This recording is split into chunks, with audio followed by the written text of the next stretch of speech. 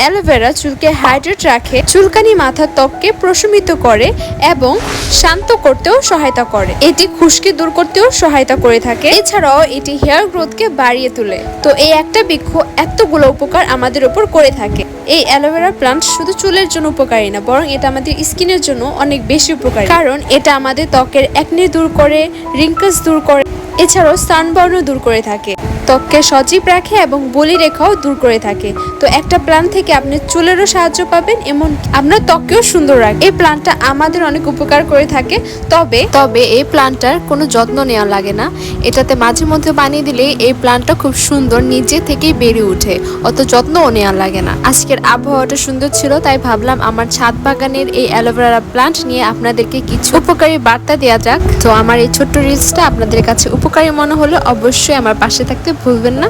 আল্লাহ হাফেজ সবাইকে। সবাই ভালো থাকবেন এবং সুস্থ থাকবেন।